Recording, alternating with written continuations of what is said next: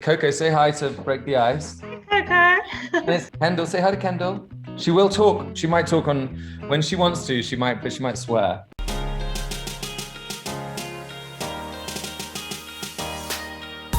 Thank you for breaking the ice with us, Emrhys. Very nice to meet you.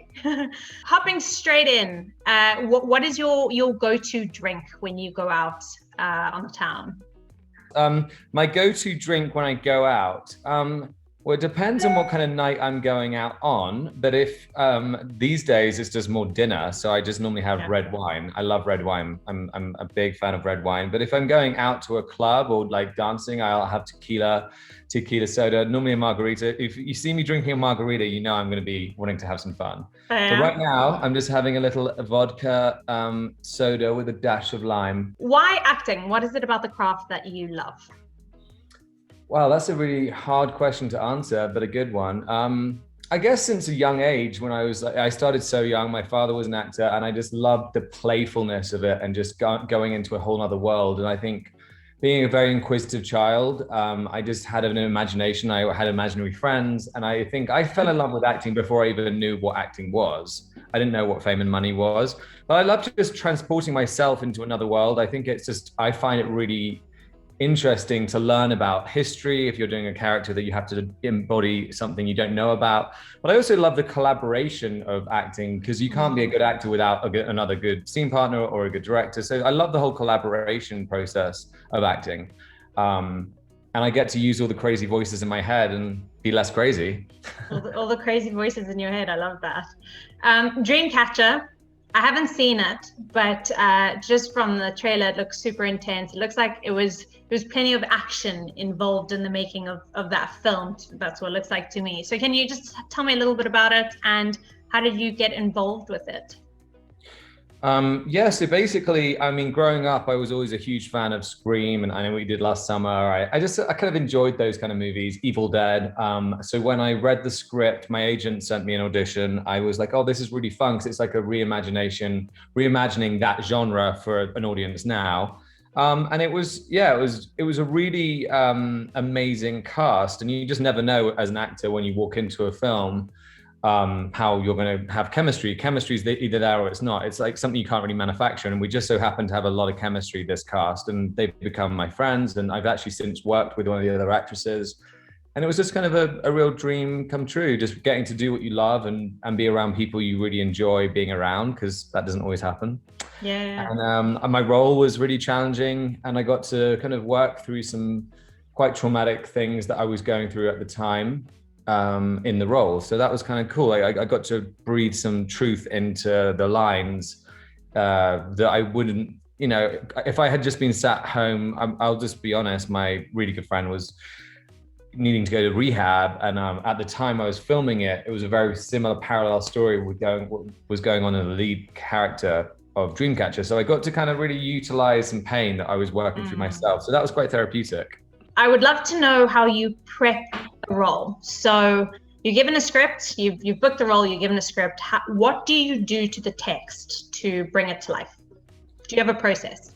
I do, yeah. I mean, I do and I don't. I think you have to treat every project as a new thing, and you can have your skills and your tools. But I think for me, there's certain roles you can just put on like a glove, and you know that role inside out. It's not that hard to manufacture it, because you just know it. That was Dreamcatcher. I already knew so much of my own journey matched the characters. Whereas there's certain roles, especially if you're doing a period piece, where you really have to understand the world and the story you're telling. So in that case, I just think it's about really understanding that world and how that character would feel in that world at that time. So I do research, I try and understand what was, going on at that time period politically or emotionally, and how they were feeling. So I just think it really depends on the role. Like I did a role on Person of Interest where I got to play an MI6 spy that was caught up in the Cold War.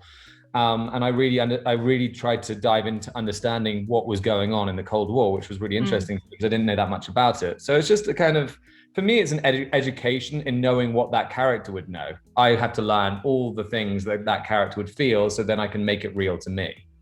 You're British. You're in LA. Well, you're not in LA now, but you're working in LA as an actor, and I mean, just as someone who's based in the UK, I'm very intrigued about why you moved over there in the first place, and did your work opportunities expand as a British actor living in LA more than they would have potentially if you had stayed in the UK? So basically, I was doing musical theatre and I was doing really well as a professional dancer. I was doing musicals in the West End, and I felt like I reached a wall where I was the understudy, but they were giving the lead roles to name actors. And then in the UK at that time, this is about 15 years ago, they put you in a box. So I was kind of put in the dancer, kind of singer, kind of actor box, and they wouldn't take me seriously as an actor. And so I kind of felt limited in my opportunities at that time. So I thought I'll go to LA and give it a go, like a lot of people do. And I thought it would be a lot easier than it was. It turned out to be very challenging the first year or two. But I stuck at it, and then I realized, I had to really put the time and energy into the craft of acting. I studied with some great coaches, and I did a bunch of small budget movies, and gradually I started paying my dues, and then I got more and more opportunities. And I think I was getting more opportunities after a while of being in LA than I would have been in the UK. But that said, I think that's just where I was in my life and my career. My path is my path. Other people might have different careers. I know people that have had a lot of opportunities in England, but yeah, I think I don't believe in luck necessarily. I think you've got to create your own luck, and I think it's a lot of hard work and determination and staying power. And I think a lot of people don't necessarily talk about those things as much. So it took me a good 3 years before I was feeling that I had momentum and surviving on just acting. But the first few years of being in LA were tough. I'm not going to lie. There was I had to do like 10 jobs sometimes. I was doing like multiple jobs, which I wasn't very good at. I was fired multiple times. But it makes me appreciate any of the successes I've achieved since. So. And I'd love to know, in terms of getting an agent in LA, because you had been working here in the UK and being quite successful in musical theatre, was it a natural kind of thing that happened, or was it a struggle to find an agent in LA? I was actually very lucky. So I'd done, I think I'd done Mamma Mia or something, and I was a very small role in it, but I went to LA for 6 weeks to try my luck, and I fell into this breakfast club called Brits in LA, which is where a bunch of Brits just go for breakfast and kind of network and talk about their careers and whatever. And this really lovely girl introduced me to her manager, Jerry Silverheart. And Jerry Silverheart was in fact a very successful manager who'd managed Tom Cruise and some big people. And I managed to get a meeting with him, and he went, "You've got nothing on your resume. Why should I sign you?" And I was like, "Well, if you don't sign me, it'll be the biggest mistake of your career, and you don't want to make mistakes." So I was very confident back then. I'm not as confident now, but I was just kind of very optimistic, and luckily he signed me. And then it took me about a year to actually end up getting my visa. So that was a bit of a process just to get the O1 visa. But I'll always be grateful to Jerry Silverheart. And Jerry Silverheart, if you're watching, I owe it all to you. Yeah, he was such an amazing manager, got me my first SAG card, got me my first couple of TV opportunities. And he was just a real father figure to me as well. I moved to LA knowing nobody, and he was almost like my therapist / friend / manager. So it was really nice that I moved to LA with that. And I mean, it's very, very lucky, because a lot of people don't have that kind of, guide and support. That's amazing. I've actually heard so many stories from friends of mine that have gone over there, and then they've stayed on someone's couch, and then they've met someone who knows someone who's then taken them under their wing and kind of, helped them navigate LA. You said something about confidence, and I'd love to pick up on that you were confident and now less so. Is that in terms of an acting sense, or is that you as a individual in life? I think I just was a hopeless optimist back then, and I'm not jaded now, but I'm a bit more realistic. And I had such a burning desire to work and such big dreams that I didn't really think, I never thought I was going to fail, which is probably a good thing. So I kind of had that real ballsy confidence, which might have been insecurity, masking some insecurity as well. It kind of wasn't completely a real confidence. It was kind of a bravado that I was playing the role of a confident actor. But now I think that I have a kind of more contained confidence, and I know that I have, paid my dues, and I've had experience now. But it's a constant battle. Actors battle with a duality of being really confident and really insecure, and it's a constant battle. No matter what level you're at, you're always going to be judging your scenes and your lines, and you're always going to be in your head. Like, that's just a part of being an actor. And once you kind of accept that and celebrate that, because also the insecurities is part of what makes you good. You can't just, you know, you have to. I mean, luckily worked with Meryl Streep, and I was watching her work, and I was like, wow, even Meryl Streep is walking up and down, muttering down the corridors, working herself up to, you know, cry. And I was like, okay, so she also has the same thing, you know, as we all do. Again, I'd love to pick up on that, being in your head. So we're talking about fear, I guess, in a sense, and every actor, Meryl Streep, every actor, no matter what level you are, feels some element of fear. So when you're on set and you're surrounded by, I don't know, 100 people, 100 crew, and you're having to focus and bring it in that moment, how do you get out of your head and let go of the fear and give your best self to the part, to the scene? Good question. I actually have a device that I always use to get rid of fear, and I listen to music. So before the scene, I try and just because I think music just takes you into a different headspace that is really necessary. Because if the pressure gets too much, it's going to affect your performance. And I feel like Tchaikovsky, there's certain pieces of classical music, or it depends on the role. But like, for example, for Nosferatu, I was feeling incredibly scared because I had this scene, and in the scene, the stage directions were like, Thomas Hutter has floods of tears. So I was like, oh shit. And I'd never actually cried on screen before. So I was like, oh my God, I'm just gonna have to manufacture floods of tears.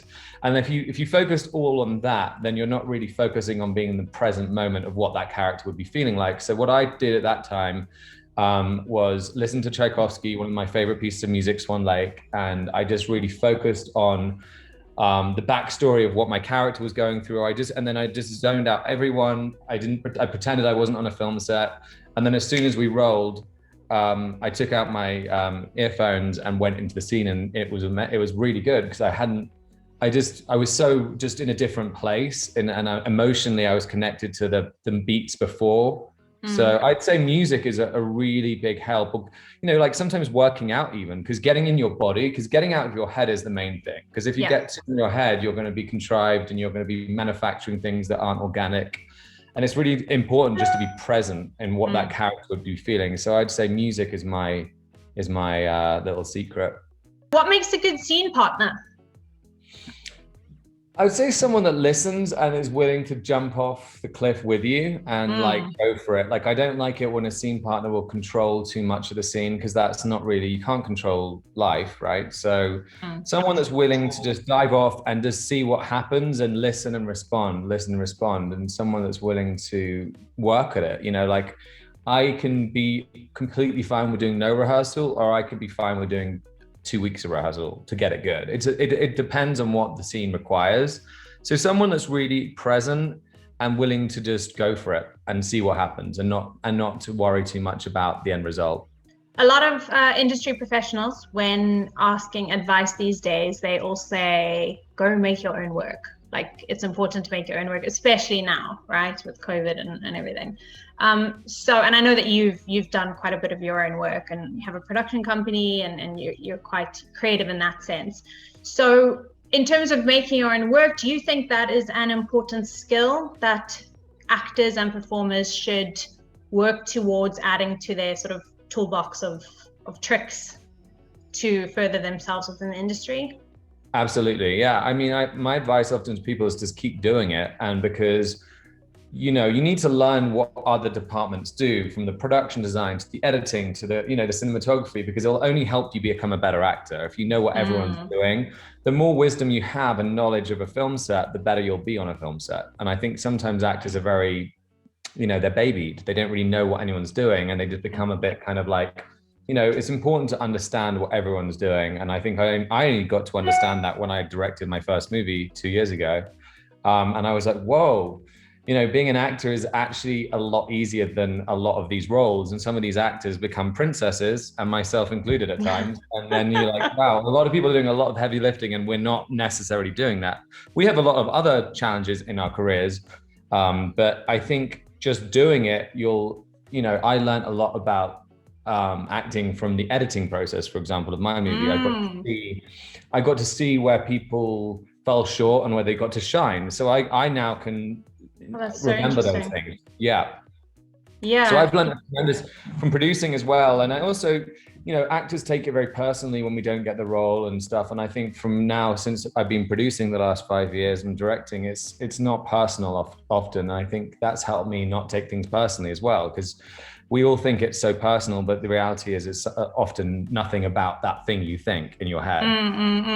Yeah, yeah. There's so many other things at play that Yeah. add to you not getting the role. Yeah, we can be quite self-absorbed. What is the best piece of advice that you've received in your career so far that has impacted you in some way? I mean, it sounds so easy, but like never giving up and just keep on going. Yeah. That's the thing that I think that's always resonated with me, no matter how bad things get.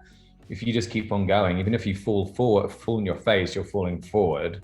So Yeah. I think I've just never been afraid to fail, really. Like that's one thing, luckily, that I have never worried about. And that's why, directing a movie, when I never went to film school, I've thrown myself into things I didn't necessarily know how to do, but I had the kind of work ethic to kind of figure it out. And I think that came from years of being a dancer and years of being disciplined.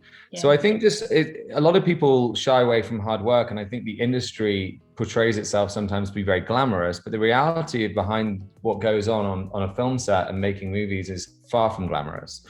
But I think if you're getting into the industry, you have to really love it and love the process, love telling stories. And I think keeping the love of that and why I'm doing this, I think I'd say that my advice is really find your passion in doing it and know why you're doing it. Because once you're in your passion, you'll take the little things, that the knocks that come won't divert you from your course of. I mean, the reason I do this is I love telling stories, because I feel like stories can inspire people, and I love that. I grew up in a very small town in Devon.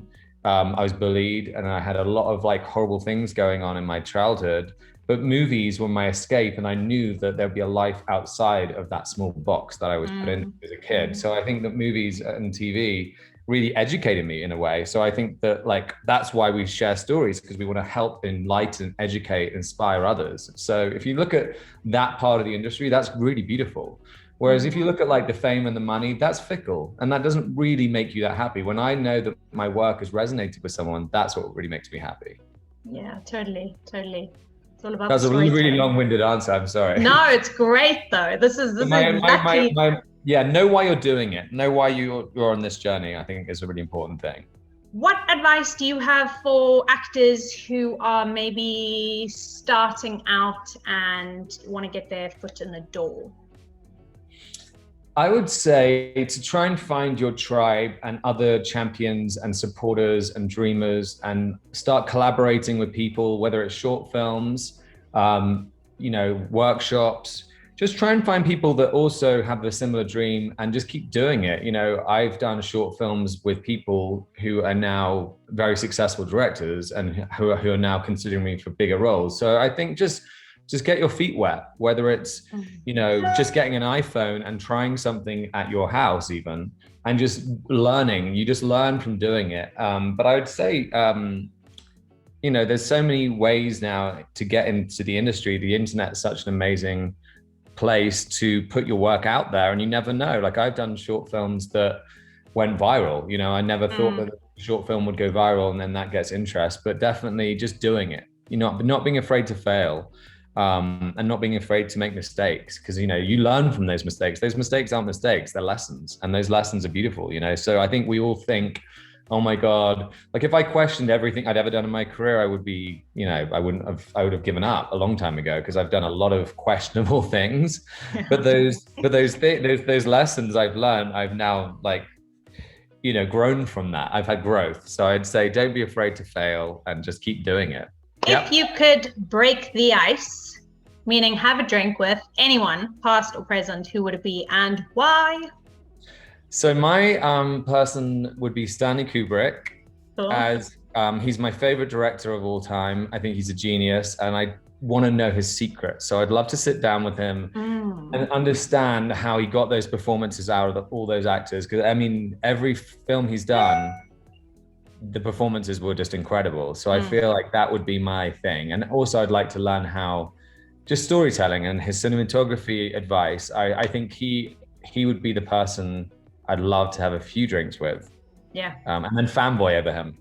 Yeah, definitely. It sounds amazing. Sounds amazing. Emrhys, thank you so much. This was so good, so inspiring, really. And I'm so excited to get it out there, and I guess also to just watch your career and see what you get up to and all of that stuff. Well, I've really enjoyed these questions. It's really nice to talk to a fellow actor and have questions about, the process. And I hope that whoever's watching this, hello, that you just keep on doing it and keep the passion alive. Yeah. Because that's the main thing. If you've got passion for something, that will fuel all of it. Definitely. Hey guys, thank you so much for watching. If you want to see more inspirational videos just like this, then don't forget to subscribe, which you can do by clicking right over here. Also, leave us a comment in the section below and tell us who you guys would like us to break the ice with next.